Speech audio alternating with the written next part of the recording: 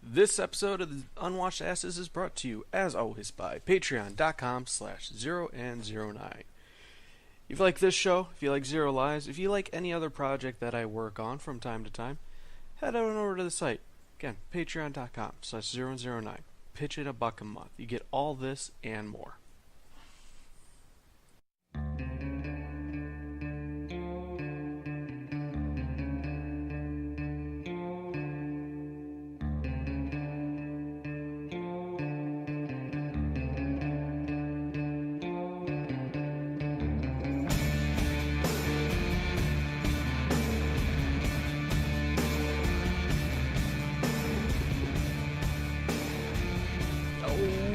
Welcome to the Unwashed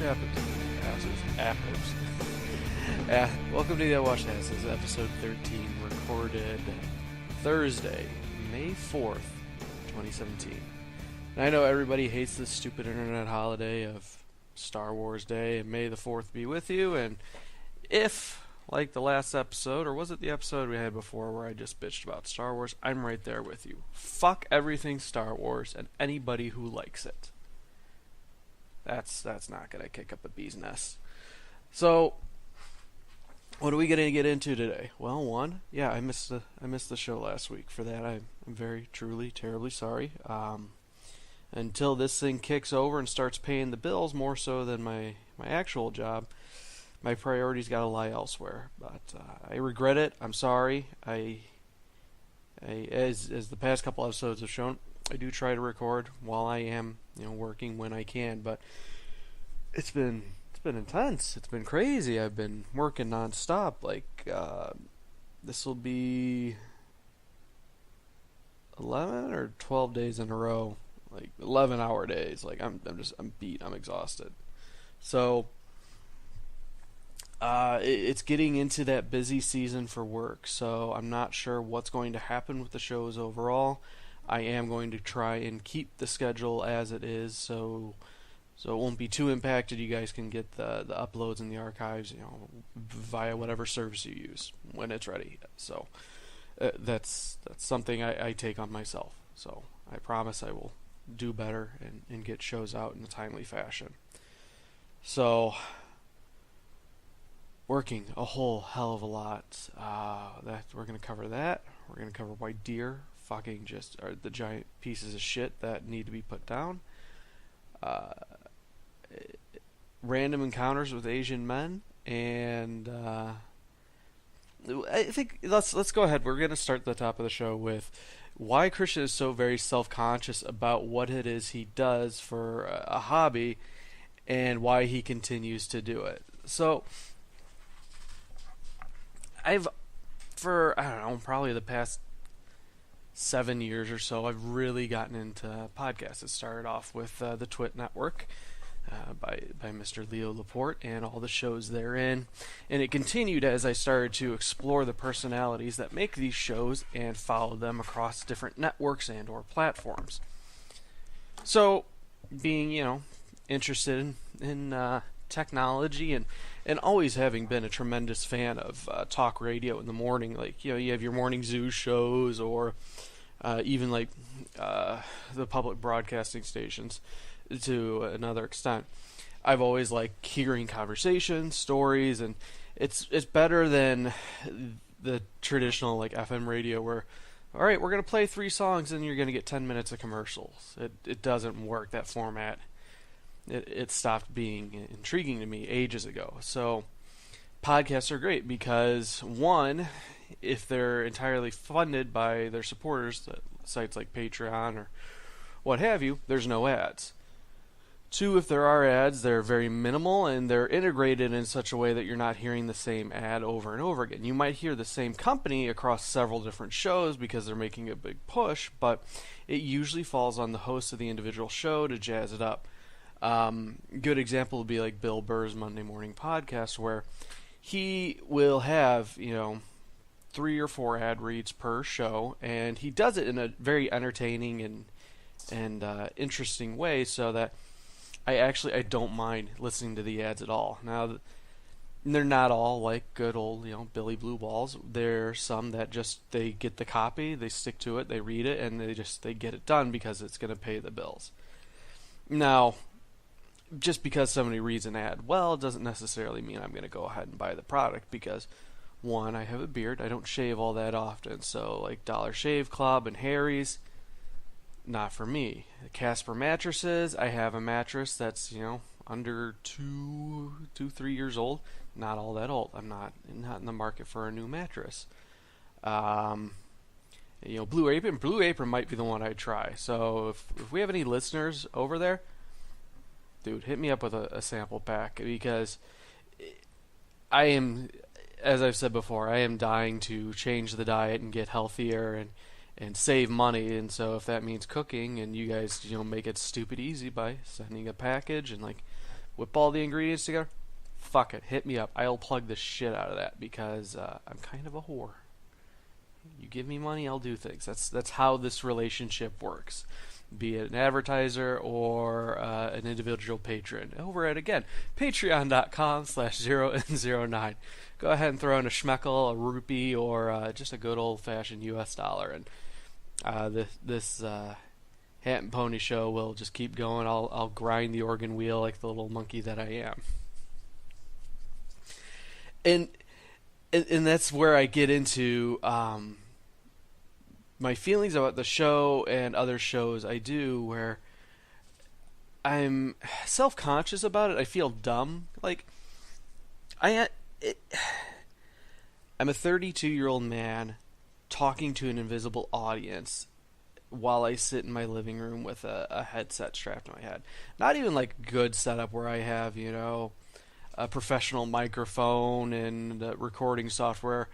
I'm doing it all using mostly free software and uploading it, never checking the numbers, not seeing how many of you are actually out there, because I'm terrified of either A, there's a whole lot more of you than I realize, and the fact that people are actually listening to the bullshit that spews forth for me is slightly terrifying, because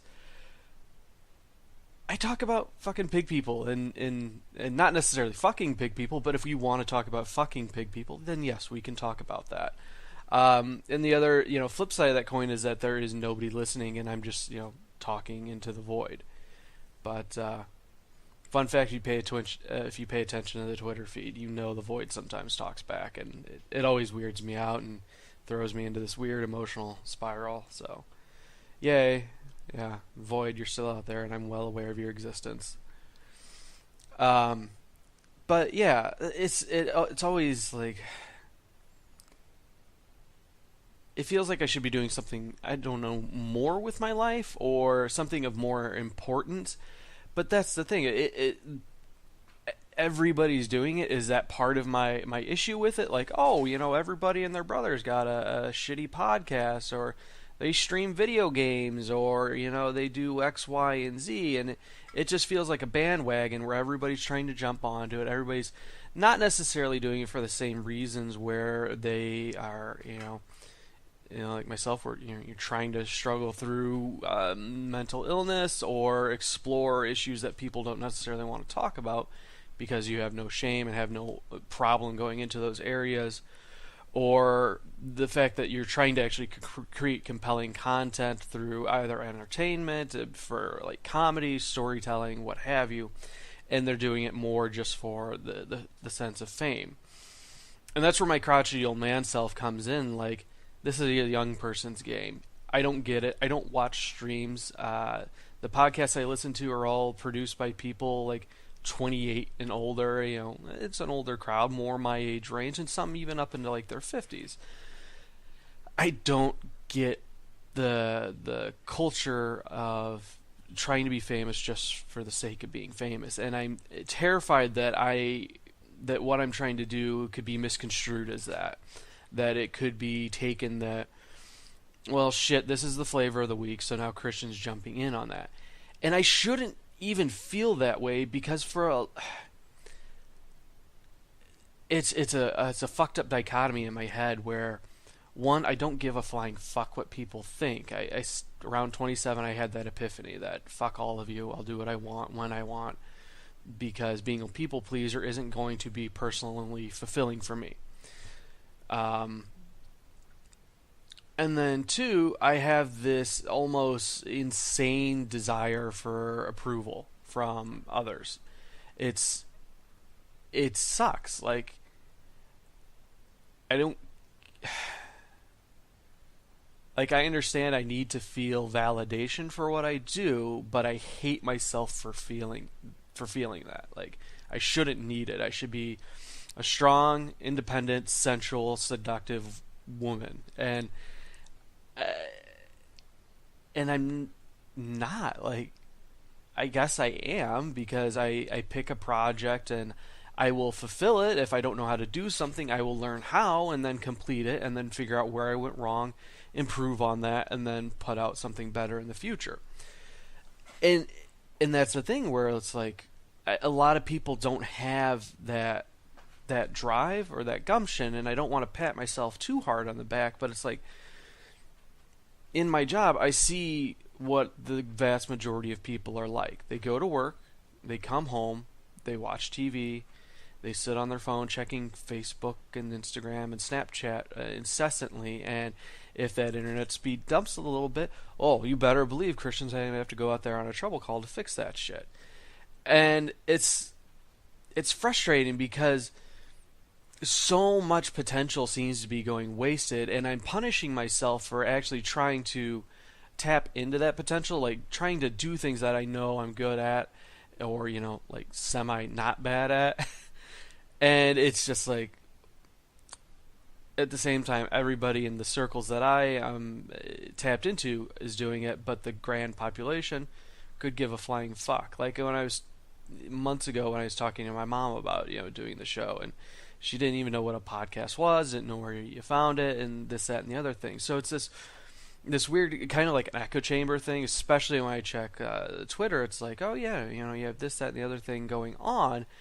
But then when you zoom out a little bit, you see that people largely, you don't give a shit. Like you look at Serial, which took off and was a gigantic hit. You look at the top trending list in like Pocket Cast, and you get a few more well-known titles out there. Like Adam Carolla, of course, is huge. Bill Burr has been doing it for 10 plus years. But then you have other folks like Brian Ibbett, who has been running a podcast like longer than anybody else, and unless you're following in certain circles, you'll never have heard of the guy. And it's a shame because of the type of content that's pushed out by him. And maybe it's just that where it's people, adults who are sitting at home in front of their laptop screen recording a show instead of personalities that made it in more in the larger circles as far as like mass media with like television, film, stand-up specials, who then decide to go into podcasting. And I feel like I'm doing a disservice because these people have been doing it for years and years, but they have an audience that's already built in and are able to tap into that and bring it to this different platform. So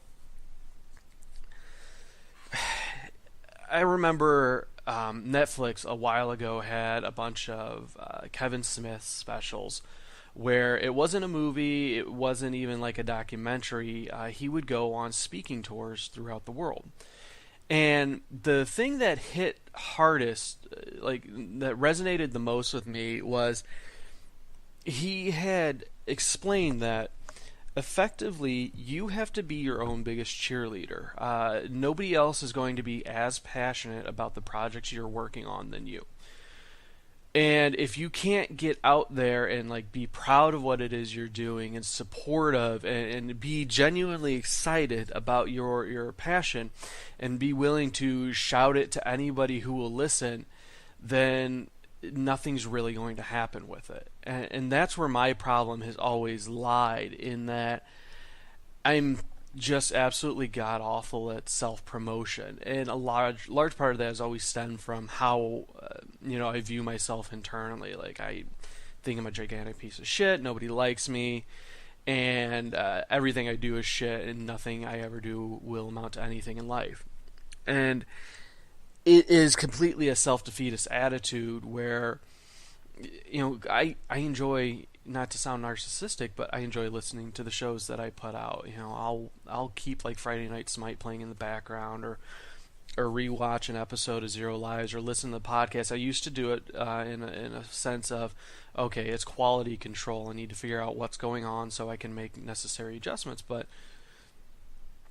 I because I model so much of what I do around those that have already done it, I've been using those as stepping stones to build my own craft, and for the large part, it works. I'm very happy with the quality, the way things come out, and then I've seen how I've grown as far as my ability to carry a show for an hour, to speak for several minutes at a time, and so the growth is definitely there. I still had this weird like embarrassment, if I go out on a date or something and it's like, oh, what do you do? Well, I'm a physicist, or I'm this big accounts manager, or it's always like these very important titles, and it's just like, okay, this is one part of your life, and then you go home and you do nothing. Or like, you go over your friends, you play games, and you live a normal adult life. And then it's like me, I work two jobs, and I immediately think I shouldn't tell them about the second job because that immediately gives the impression that I'm poor. Like, I'm poor. There's no two ways about it. My bank account is always pitiful. But it's how those others perceive me that it's embarrassing, and it shouldn't be. And that's my biggest struggle. I am a terrific writer. I will occasionally like anonymously dump short stories into random subreddits, and then like I'll do it as just a total ego boost. And these are things that never see the light of day, but I meet like within an hour I'll get like 3 responses like, oh, that's really terrific, you're a great writer, blah blah blah. And then I don't do anything with it. I don't like sit down and finish the 24 short stories I have started, and I'm not actively working towards that anthology I want to have published by the end of this year. Or like, the Unwashed Asses. I'm embarrassed to tell anybody about it, and I shouldn't be because it's a good show. It just feels like, I don't know, like I'm talking too much about myself. Like it's almost like a bait situation. Like, well, if people are genuinely interested, they'll seek out the show, or they'll hear about it from a friend, or if people actually like it, they'll tell their friends, and word of mouth will spread. It feels, like I don't even have a Facebook account. I'm pretty sure like 90% of my family has no idea that I do this. And if they do, I guarantee you they don't listen to it. And it's kind of like I don't know how to spread it per se. Like, but yeah, so I'm stupid. I really am. Maybe I just needed to talk about it and get it out of my system as far as where I am and what I'm feeling about the shows. Because that's the other thing too. Like because I've been working so much, I've been struggling like with show topics. And it's like, what the fuck am I even going to talk about? Because I don't want it to be a recycled rehash of like, oh, well, here's the news, and here's the latest thing about Trump and blah blah blah. Because everybody and their fucking brother does that. I need to find something unique and or entertaining to talk about. And then as I say that, I realize I'm going down the meta of inside baseball about how shows are produced and whatnot. And I hate it when other podcasts do it, and yet I'm falling into the same trap. And maybe it's because I am passionate about the field. I enjoy it, and so I like talking about it.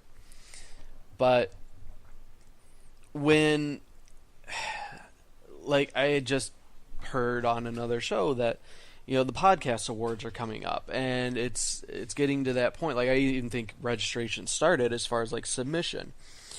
And I'm thinking to myself, well, I've got several episodes under my belt.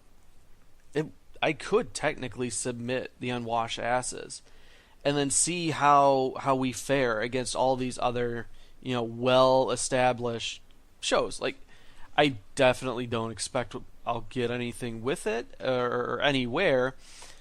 And even if I do, like, say, God forbid, whatever category this gets put into, we win. I sure as shit can't afford to fly out there and accept an award. And last year they didn't even pay for trophies. Like they said, oh yeah, if you want a trophy, here's this coupon to go to this shop, and it's like not even a coupon. It was like a voucher. Like, oh yeah, pay $300 and then you get this trophy. So I can't afford to, one, fly out there. Two, I couldn't afford to pay for a trophy for something we won. But there's that recognition where I have been in worldwide competitions and then come out on top, and like, I'm good enough, I'm smart enough, and gosh darn it, people like me. It's that situation where I know if the exposure and the audience comes in, then not only myself but together we can do tremendous things, and I would like that. I'd like to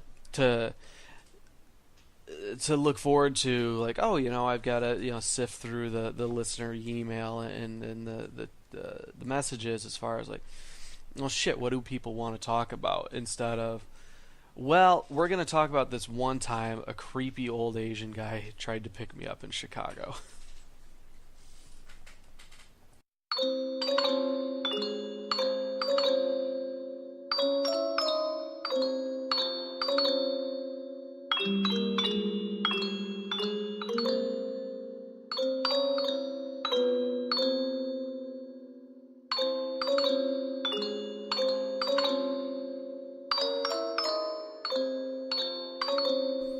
Okay, so let's take a step back. We'll paint the scene. Give you a little bit of ambiance as I stretch out and enjoy not having to be at work. I have to work later today, but oh god, it's been a nice, relaxing morning. Getting a lot of shows up, being productive. Head over to the Horror of Cocytus YouTube page. We got new episodes of Lunacraft and Zero Lives up, and I'm gonna throw in a new category for the Unwashed Asses, because fuck it, I run that shit. I'm gonna put my show up, god damn it. So flashback to 2003 Halloween. It's a cold night, not too cold, like you're able to walk around with a light jacket and still be alright. And I had been talking to a lovely lady on the internets there with the AOL Instant Messenger back in the day. So I'm a freshman in college. I've got my own apartment.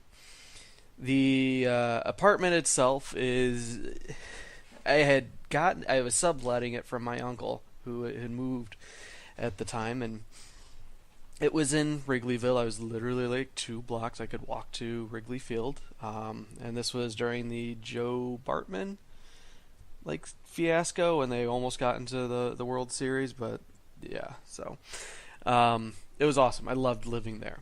And living in Chicago, now bear in mind, I had grown up in, various small farming towns. Like the biggest one was 5,000 people. So going from that to Chicago was a bit of a culture shock, but I thought I handled it well. I lived alone, no pets, and I went to school full time. I had a little bit of savings that built up, so I didn't work at the time, and I would wander the city. Now, I had never really had much of a bad experience, because I knew mostly stay out of the southwest side of the city. Don't go down areas you're not too terribly familiar with. If you are staying, populated areas, just common sense stuff. But there had been a couple times that I had gotten lost in the middle of the night, and I took the wrong train, or I couldn't figure out how to get back to where I was, and so I would wander throughout the city of Chicago in the middle of the night, and I never really had a bad experience with it. Because again, I played it smart. I didn't really put myself in that danger to begin with. And so maybe I was just stupid or adventurous, but I had met several ladies on the internet. Because when I would get home from school, there was nothing else to do except, hit the dial-up internet, and visit various fan sites for bands I was into, and go into the chat rooms or talk to random strangers on the AOL Instant Messenger, and then find out that some of them were very, very attractive women around my age range. So it led to more than one adventure, and I think that we can kind of explore this on this show because honestly, they're great stories. And these aren't just like the general like sense of like, oh yeah, I met this girl, we did the sex. It was more of the lengths I went to and or the circumstances around actually facilitating that I find are the more interesting stories. And so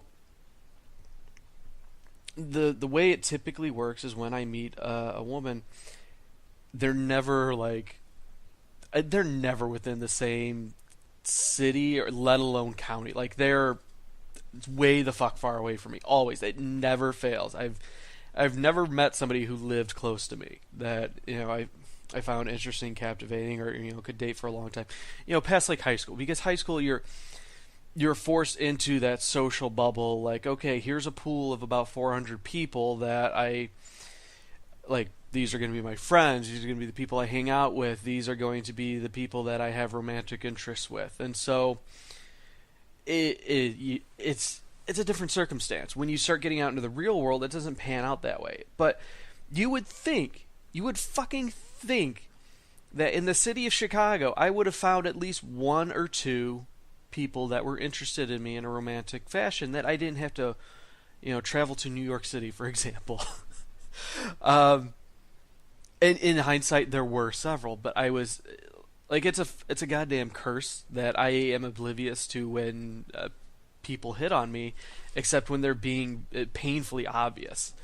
So it's great for whomever I'm with, but at the same thing, like if I'm single and trying to go out there and meet somebody, I don't pick up on the hints. Like they've got to be the not flight attendants, but the people who direct flight traffic on the ground with the little glowy sticks. Like you have to be just like pointing those towards your crotch, like, hey, let's go bang. And only then will I start to pick up on it. Won't necessarily even believe you because I think, well, this is too obvious. So like I'm dumb in that regard.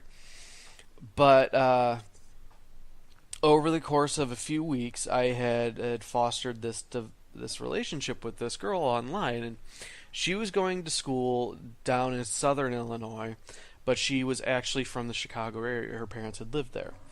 And we had planned it that she was going to come up for a weekend. So she was going to take the train all the way from southern Illinois back up to Chicago. I'd pick her up. We'd go back to my place for shenanigans. And then we would then I'd like go meet her parents, and she'd see them for a bit. Because honestly, why not? If you're coming all the way up there to meet a stranger and he hasn't murdered you already, the least he can do is drive you to a suburb so you can hang out with your folks for a few hours. And being the gentleman I was, that's exactly how it fucking happened. But it was like, and this was all well before online dating was a thing. Like I was doing it through fucking AOL Messenger. Where you'd had the dial up, the terrible sounds, and you'd get like the door opening and closing sound when somebody would join a room or come online, and like animated GIFs were just becoming a thing, and it was during just some really weird times. So we had agreed, we're gonna do some Google foo here because I don't like to be inaccurate. Chicago. Okay, so it was Union Station. We'd agreed, I'd pick her up at Union Station, and then we would take the L back to my apartment. Now, again, it's Halloween night. It must have been like a Friday or something. It was some point during the weekend, and by this time, because I had moved up that previous May. Like, I literally attended my high school graduation and then moved up to Chicago because I was doing their summer session for high school writers. And So it wasn't like part of the college curriculum, but it fed into it. And so I signed up, got in, and yeah, that summer I had already lived in Chicago. So by then I had been already living there for like 5 months. I was fairly well comfortable. And so um, I'm on the train, and everybody's in costume. Like, I fucking loved it. It's always like that stereotypical Halloween that I envision, like that perfect Halloween where everybody's into it. There's decorations all over the town or city, and everybody from like kids to adults, they're dressed up and they're into it. In this case, it's like people dressed up as devils or soldiers, or the one memory that really sticks out with is this just ridiculously hot Snow White with a tiny, tiny skirt. Like, there was nothing to hide underneath that skirt, and so the black lace panties and the stockings with the garter belt. It's one of my favorite memories because I was 18, about to turn 19, and it was nice. It was very, very nice. So I'm riding the train, staring, very, not even like, you could say awkwardly, but I'm 18. What the fuck else am I gonna do? So I'm taking it all in and just really enjoying it. And so, um, I get off at my stop, which the L itself doesn't feed into Union Station. Their train system is completely separate. It just services the city itself, whereas Union Station is kind of like a hub for all the lines feeding in and out of the city. And so I got off at my exit, and it involved a walk, several blocks to the train station, to Union Station itself. And along the way, I do remember. Now, bear in mind, this isn't like, overweight 32-year-old Christian who sits in his living room in the middle of nowhere, Wisconsin, making podcasts to an invisible audience. This was young, hot, dumb, full of cum Christian who was skinny, and from everybody who's seen a picture out of that era, was just ridiculously attractive. I had it going on. And I knew it but didn't know it at the same time. Like, it wasn't until much later that I came to terms with, like, oh, I am a ridiculously attractive person. I can harness this for my benefit. It was just kind of like, oh, thanks. Then blush, and nothing really happened with it. And so that's how it panned out on the way to Union Station, where I'd gotten catcalls before in LA when I'd helped my uncle move, which was nice. I dug that. But that was the memory that came to mind when I'm just walking down the sidewalk and two girls in their car like, hey, you look, I don't even remember what they said, but it was something along the lines of, you look hot there, what are you doing? And I just kind of like chuckled myself. I did the blush, and I waved, and I kept walking, because while I'm adventurous and I'm willing to meet a stranger and bring them to my home, I'm not willing to strike up a conversation with random girls in their car on the street catcalling me, because reasons. So I get to Union Station, and despite what some people say, I try to be extremely punctual, if not early, to my appointments and whatnot. So I was early. I was looking at the train schedule. Now, bear in mind, this was before the time of the modern convenience of cell phones as we know them today. So there wasn't texting. Like, I had a cell phone, but it was largely for emergency calls only. Like, I had a house phone. So at this point, I'm not able to keep constant communication with this girl. It's a thing of, I'm going to be here at X time, meet me there. And I have no choice but to wait. I can't text and see, like, oh, hey, how's it going? Where are you at? It's just, waiting and hoping. And so I'm sitting there, and my Halloween costume wasn't. It was one of my favorite musicians at the time, and so it wasn't even really much of a costume. It was just like a pair of jeans, some Converse, button-up shirt, and a suit jacket, and then I put on some like guy liner. And I'm sitting there waiting and waiting, and it's late at night, so there's not many people wandering around. But I notice there's this older gentleman who keeps walking through the lobby area where I'm sitting, and he is, I don't know, probably mid 40s. Imagine kind of like your stereotypical Asian dad, where he's balding up top. He's got a bit of a pot belly, wrinkly face. He's got, like, and I could be totally remembering this wrong. I've just kind of fit the narrative, fit my memories to the narrative. But he just had like the khakis on and like a windbreaker type jacket, because this is 2003. Just very very plain looking. And he keeps walking, back and forth, and I don't think anything of it because I'm sitting there waiting for somebody. He's probably doing the same thing. It's a fucking train station. And so he eventually comes over and asks, "Oh, are you waiting for someone?" And I said, "Yeah, I'm waiting for a friend. They're supposed to be showing up here soon on the next train." It's like, "Oh, okay, good." And then he just kind of he walks away, and I don't really think anything of it because growing up with my grandpa, he would always strike up conversations with random strangers. The guy could talk to anybody. And so having grown up with that, I didn't think anything of it, of like a stranger coming up and talking to me. It was just like, oh, okay, it's a thing that some people do. And it was boring. There was nothing to do. We didn't have apps on our phones to pass time and things like that. It's just like if you didn't have a magazine or a newspaper, you just hung out. And so several more minutes pass, and he comes back up to me, and he says, "So your friend," and I apologize for this completely racist accent, but he had an accent, so fuck off.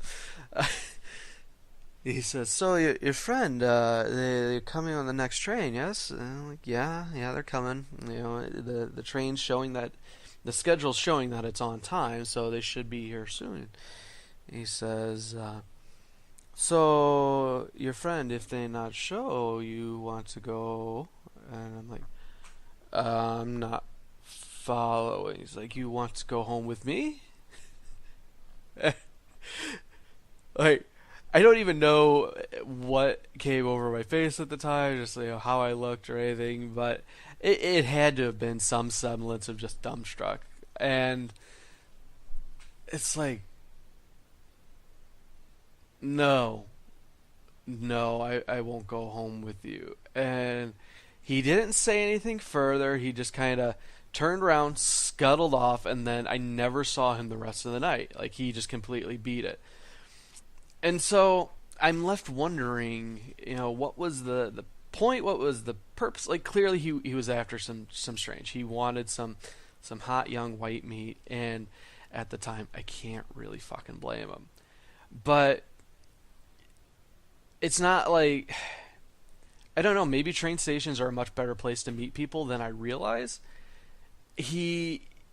Was he just there like, oh, I'll pick up somebody sooner or later, and maybe we'll go fuck in the bathroom, or I'll go home with them. But there were a couple of issues in my situation as far as why that wasn't going to work. One, at the time I wasn't fucking random strangers in bathrooms at train stations. Two, if I was to go home with somebody, again, a random stranger, which was a very high risk. Like, you would have had to be mind-blowingly hot and charismatic to even begin to get me on that path of thinking. But older, I hadn't developed my taste for older folks at the time. And then the biggest one, a guy. Yeah, that was probably the biggest wrench in the system. There was a guy was asking me to go home with him, and it wasn't even like repulsive. It was just shocking at the time because, again, I come from small farm towns. There's not a lot going on, and we only had one openly gay kid at school, and And of course, being the closet-minded freaks that small towns produce, he had an extremely rough go of it. And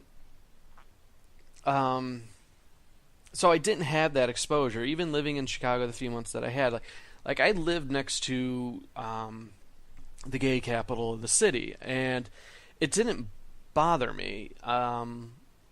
It was a new experience. Like I dug the parades. I had a membership at the video store, not for just gay porn. I'd rent like The Matrix and whatnot there.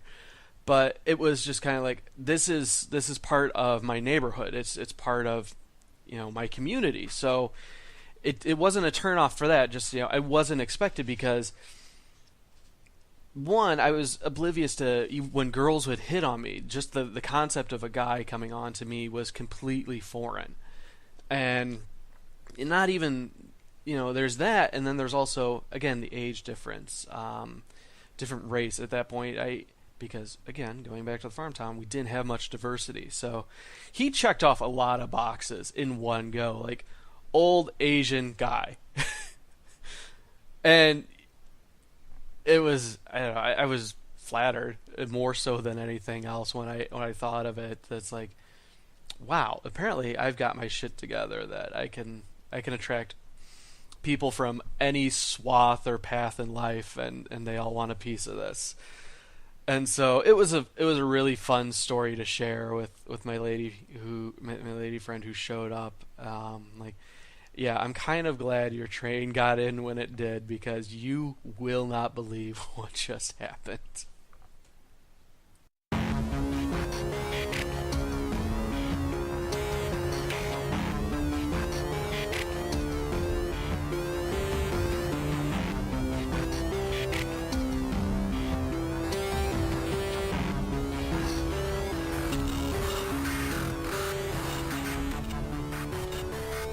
So, I think we're going to wrap it up by telling you about the most, not inherent, but malicious form of evil I've encountered. It's Tuesday.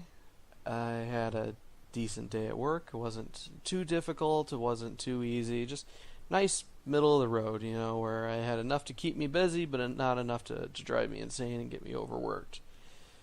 I had finished the day, was on my way home, and as I'm driving along, the day itself, we had storms coming in and out. There was good bouts of rain, and it was really cold, but by that time things had cleared up. At least the rain had moved on. It was still overcast. The roads were more or less fairly dry, and I'm on my way home. Now my way home, it takes me, like, there are highways, but they're like still country roads. They're major traffic points, but there's not a whole lot of traffic on them. There's a lot of forests and fields, and I was on such a road where there was a forest and a field right next to me, and that's something you always have to bear in mind when you drive through the Midwest. Is there's all types of wild critters, and not like little wild critters. Of course, there's like turtles and rabbits and whatnot, but there's also big fuckers. You have like giant turkeys and deer. So I'm driving home, and in all of my years of driving, I have never had a run-in with a deer. I've always been able to kind of see them coming from off in the distance, and I'd like to think I have very good. I pay a lot of attention when I'm driving, and so I catch that type of stuff before it happens. So in all my years of driving, I never had an instance like the worst I'd had with hitting an animal was a bird. Which, honestly, the bird brought on himself. He swooped and dived instead of, staying up in the tree like he should have. But I've never hit anything else. Like, anything else I would have hit was already roadkill.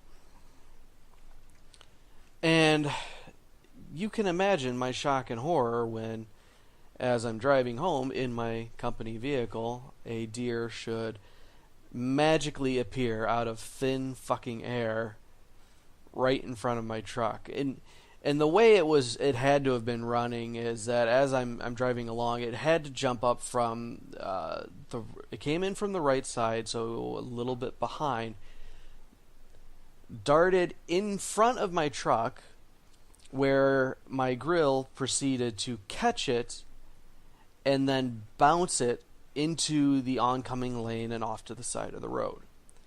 So at this point, I immediately hit the brakes, pull off to the side of the road, thinking, fuck, fuck, fuck, fuck, fuck, fuck, fuck. I just hit a deer in my work truck. It's bad. Like, one, every story I'd ever heard of somebody hitting a deer is it's going to total the vehicle. There's always significant damage that happens to them. Two, I'm in my work truck. This is not good, not good, not good. It's bad enough, like, if it happened in my own car, but this isn't my property, so on and so forth. And so, there's no traffic. It's relatively quiet at this time. All the rush hour had gone away. So I get out, turn off the truck, throw on my flasher, and I look behind me, and I can't find the deer. I don't see it. Like, and as I'm remembering the accident, as it jumped in front of me, it wasn't very big. Like, the top of, like, where the hood is probably, like 4.5 feet at most. So the deer wasn't higher than that. And I don't see the deer, so whatever happened to it, it either A, shrugged it off because it's an abomination of Satan and can take blows that would kill lesser mortal beings, or B, it took the hit and then just it ran off to go die somewhere else. And I'm really hoping it was the latter. I'm hoping that piece of shit died a long, agonizing death. So then it's like, okay, well, I don't know where the deer is. It's gone. The deer's no longer my concern. And then I have to go inspect the damage to the truck. And this was the shocking bit, that I was afraid to turn the truck off before I got out. Like, if I turn it off, what if it doesn't start again? And I thought to myself, well, I can't leave it up and running because the door would be wide open in traffic, because I'm just off the side of the road. Go ahead and turn the truck off, and then do I'm gonna cross my fingers, turn it back on. Sure enough, comes back on without any issues. Like, okay, I can get home. Because it's the end of the night. My supervisor's on vacation. The other one, I don't know that he's gonna pick up his phone this time of night. So it's like, if I need to call for a tow, then I need to call for a tow. And the way our tow system typically works is I'm waiting an hour or two for somebody to come get me, which fucking blows. It's awful. I've had to use it more than once, and it's terrible. It ruins my day. So my big concern was, do I need to call a tow? No. Okay, I can get home. We'll deal with this later. And so I go inspect the front of the truck, and honestly, I was shocked. There wasn't a whole lot of damage, in that the grill itself is just largely plastic, and the bumper itself, there was no dent. The grill had been completely shattered and busted out. There was the supporting frame near the radiator looked like it had been bent a little bit, but not like the one that houses the radiator, more like mounting brackets for the front grill itself. The driver's side headlight was out. The brights still worked, though, so I was able to use that to drive home. But not really a whole lot of anything else. It all looked A-okay. The worst was it was either spit or blood from the deer, where its head kind of like bounced off the hood a little bit. Because as it jumped in, its head was kind of like right where the driver's side headlight is, and there's this little smattering of bodily fluid on the hood. And I hope I knocked the spit out of it, because it ruined my fucking day in the morning. And so I went ahead and I picked up all the pieces of the debris that I could find off the road, threw it in the back of my truck, and then just, continued on my way. So my reasoning at the time was, well, I didn't hit another car. I didn't damage somebody else's property. It was just a run-in with a wild animal. The truck still runs. I have my normal meeting day tomorrow in the morning anyway, so I'm just going to, we'll go home. Go in the shop tomorrow, have my meeting, let them know what happened, fill out an accident form or whatever I need to do, and And boy, was that a mistake.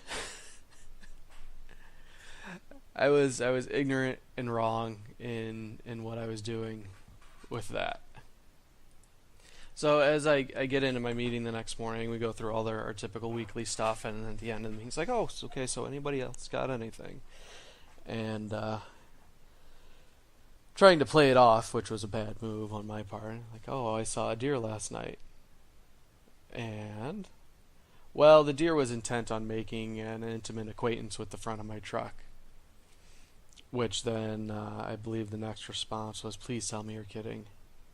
Please, please, please, please, please, please tell me you're kidding. I said, no. Why? I mean, the truck is okay. It looks fine to me. The grill's broken. The headlight needs to be replaced, but otherwise it looks A-okay. It ran fine. And apparently, as I became familiar with, that's a big no-no for company policy in terms of I should have called a supervisor as soon as the accident happened, because if there's any type of accident, it requires an immediate drug screening, which I totally get from their perspective. It was a total dumb move on my part. But again, in my defense, which there is none, it was a thing of, again, I didn't hit another car. There was nobody else involved. I didn't damage somebody else's property. It was just a freak encounter with a wild animal, and just move on. The truck was running, but nope. So I spent the rest of the day making several awkward phone calls to report the incident and get claim numbers. And then, per policy as well, I wasn't allowed to drive the rest of the day. So my jobs were taken off of me, and they were given to another technician. I feel really bad about that. And then, I spent the rest of the morning getting drug tests and then tagging along with another technician, which actually worked out really well, because the area I cover, I'm the only tech that works there, and so being able to work with somebody else and actually have a human being to talk to as not a customer was really, really nice. I had a good time, and despite the what had happened the night before and that morning, so fingers crossed. I'm not worried about the drug screen. That's not the issue. I'm more worried about the breach of the unintentional breach of company policy on my part, as far as what repercussions that'll bear. But yeah, fingers crossed that we just kind of get past this quickly, and I can get back to work and do what I enjoy doing, because it's just that I do enjoy working on cable and helping people with their problems. Despite the complaints, but that's the thing. I like to bitch naturally. It's something I enjoy doing. It's a release. I don't. If I didn't like something, I wouldn't do it, and I very much like my job for that. But yeah, deer fucking suck. I can't. It came out of fucking nowhere. Like, before I knew it, it was already in front of the truck, and I've heard that before, where they have these weird, impractical teleporting abilities. Like, they are the only animal who possesses this. And it's just unfortunate they're large, 100, 200 pound creatures that can do serious damage. And that was my real big concern. Like, as it was happening, like, my mind's rushing through, like, oh, I always hear they roll up. And, like, if you hit one, just keep going. Don't slam on the brakes, because it just is going to cause more damage. Just drive through it. And so I did that, but instead of rolling up, it hit the front. It bounced off and into the opposite lane. And I was thinking about, like, as it's happening, I'm processing, like, well, if it rolls up, there's a ladder rack, it'll probably get caught on. What if it goes through the windshield? This could be very bad. And then a half second later, it was already over. And I think it's largely due to the fact of how small the animal was, which it's shocking in its own right, because if it's that small, I would have expected to kill it and found it laying dead on the side of the road. But I don't know. Apparently, little bastards are tougher than we give them credit for. But it made me harken back to, like, Louis C.K. in one of his older specials. He was talking about living in upstate New York and having a similar experience with a deer, but in his case, it was running side by side with his car, trying to get ahead of the car and cross the street instead of, like, letting the car go by and then just crossing at its leisure. Instead, no, it then runs straight into the side of the car and broke its stupid deer neck, and didn't fall over, didn't die. Just it ran off. It looked at him and ran off into the woods with its broken neck. So I don't know. I fucking like. I never really thought much of deer before. Like they're tasty. I don't go deer hunting. I have family members that do. Whatever. I know that their population can get out of control, so hunting's necessary for it. But beyond that, there's not much. Like I don't pay any mind to deer. They're a fact of life around here, and that's what it is. But now that one of them has caused me personal grievance and disrupted my work and personal life in such a fashion, I don't know. Maybe it's time. Maybe I call up my cousin like, hey, teach me to hunt deer so I can go out and murder every one of these little fucks that I can. And that's the thing. Like, you know what? I know a taxidermist. I'll donate. You know, he can take the skins, do whatever. He's also an amazing cook. Makes terrific venison. Do whatever you want with the meat. You know, give it to the local zoo. I don't give a shit as long as I can cut down their numbers, because they are nothing but horrible, horrible creatures that need to die horrifically painful deaths. And not at all like the two kittens that not kittens. One of you, Dexter, you're pretty old. No, you're not old. You're older. You're fat. Annalise, she's the little one. I enjoy that you guys are enjoying the day off with me and sitting on my lap and being happy little balls of comfort, because I need it. So, yeah, we covered a pretty good range of topics today, as far as my own self-doubts about my ability to produce quality content, and why I shouldn't feel that way. An Asian man trying to pick me up, and then a deer fucking up my day. So, again, I'm sorry for the delay. I'm going to do my utmost to make sure we get shows out on time, and that you have something to look forward to listening to. Of course, this will go up in the stream. You guys will have already gotten it. Zero Lives is already up on the YouTube for both the 0 and 09 and the Horror of Casitas. Oh, that was the other thing.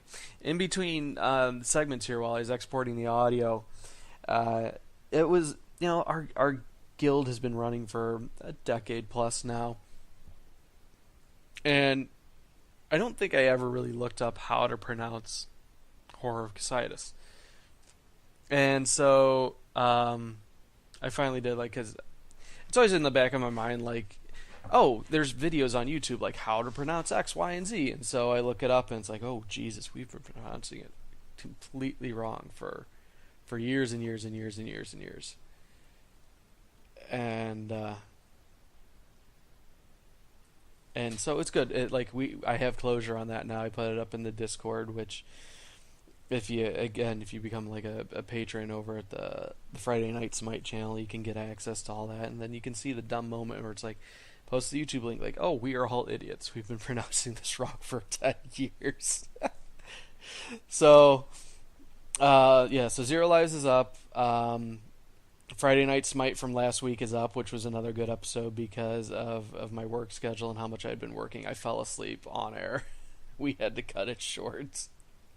I didn't even edit it out, so there might be snoring. I don't know. I haven't gone back and listened to it yet. But yeah, otherwise Friday Night Smite tomorrow night with myself, Mezzafesto, and Sapper Woody. This should be a good one because 4.7 went live on consoles, but apparently there was a game-breaking bug that didn't get corrected, or they didn't catch it before it went into the wild. Game-breaking in terms of it makes the game unplayable, literally unplayable. And so on the subreddit and Twitter, it's just been an absolute shitstorm. And Hi-Rez, their PR people, they're not very good at what they do. I'll be honest. They don't get out in front of these things and then give adequate answers. And when you have an already toxic community like the ones that populate MOBAs and Smite in particular, it's not a good combination for success. So they say a patch is supposed to be rolling out sometime this afternoon, Thursday afternoon. So Friday we should be unimpacted and should be able to play the new God and go through all that. But whew, boy, that was a shit show. But yeah, Friday, 9 p.m. Central, the only time zone that matters. I don't care what Scott Johnson says. Watch it, get down with us, and I think that's gonna do it. So, I did want to do a quick shout out, thank you for the book recommendations. I actually I did get a few in, not through the channels that I would have expected, but the recommendations came in regardless. So you guys, you beefed up my summer reading list, so I appreciate that very much. And maybe we'll do some book reviews as far as like, this month we're reading Angela's Ashes, and Angela, she has a severe smoking problem, and we can discuss these issues and how they impact us. That might be fun. Let me know what you think. Of course, rate the show. The Unwashed is again, I can't fucking talk when it comes to the end of the show. And I've got 2 more to record today. I've got the Games with Gold segment, so it's going to get interesting. But write the show at theunwashedasses@gmail.com. Again, theunwashedasses@gmail.com. Anything you want. If it was something I talked about or something you want to bring up, I'm more than happy to discuss it. And, of course, you can always find the Twitter at theunwashedasses. So, hit me up. Let me know what you think. And we'll do this. Ba-doop-boop-boop, I can feel the end, it's drawing near. It will soon be here. Oh, that much is clear. So shut the doors and turn off the lights. Let us sleep tonight. Let us huddle in the dark.